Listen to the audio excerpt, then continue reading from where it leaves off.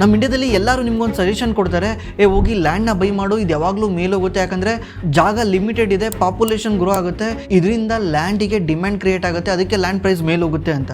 ಇದೇನಾದರೂ ನಿಜ ಆಗಿದ್ರೆ ಜಪಾನಲ್ಲಿ ಸುಮಾರು 90 ಲಕ್ಷ ಮನೆಗಳು ಖಾಲಿ ಬಿದ್ದಿದ್ದಾವೆ. ಇದನ್ನ ಗೋಸ್ಟ್ ಸಿಟೀಸ್ ಅಂತ ಕರೀತಿದ್ದಾರೆ. ಅಂದರೆ ಅಲ್ಲಿ ದೆವ್ವಗಳು ವಾಸ ಮಾಡೋ ಸ್ಥಳಗಳು ಅಂತ ಕರೀತಿದ್ದಾರೆ, ಯಾಕಂದರೆ ಮನುಷ್ಯರು ಯಾರು ಇಲ್ವೇ ಇಲ್ಲ ಅಲ್ಲಿ. 2008ರಲ್ಲಿ ಜಪಾನ್ದು ಪಾಪ್ಯುಲೇಷನ್ನು ಪೀಕ್ ಆಗುತ್ತೆ. ಅವಾಗ್ಲಿಂದ Japan population every year decline ಆಗ್ತಾ ಬರುತ್ತೆ. ಅಂದರೆ ಸಾಯ್ತಿರೋರು ಜಾಸ್ತಿ, ಉಡ್ತಿರೋರು ಕಮ್ಮಿ.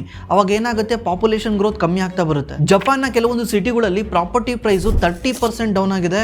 ಕೆಲವೊಂದು ಹಳ್ಳಿಗಳಲ್ಲಿ 40-50 ಸಾವಿರ ಕೊಟ್ಟರೆ ಮನೆ ಸಿಗುತ್ತೆ.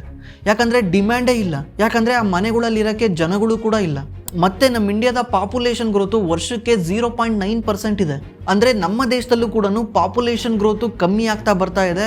ಇದೇ ಏನಾದರೂ ಕಂಟಿನ್ಯೂ ಆದರೆ ಜಪಾನು ಮತ್ತು ಚೈನಾದಲ್ಲಿ ಆಗ್ತಿರೋ ರಿಯಲ್ ಎಸ್ಟೇಟ್ ಕ್ರೈಸಿಸು ನಮ್ಮ ಇಂಡಿಯಾದಲ್ಲೇ ಆಗಬೇಕಾಗುತ್ತೆ.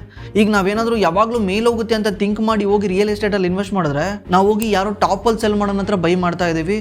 Over a period of time price ಮೇಲೋಗ್ದಲೇ ನಮಗೆ ಅಷ್ಟು ರಿಟರ್ನ್ ಸಿಗಬೇಕಾಗುತ್ತೆ. ಅದಕ್ಕೇ ಬ್ಲೈಂಡ್ಲಿ ಯಾರೋ ಏನೋ ಹೇಳಿದ್ರು ಅಂತ ನಂಬೇಡಿ, ಈ ಥರ ಡೇಟಾ ನಂಬಿ.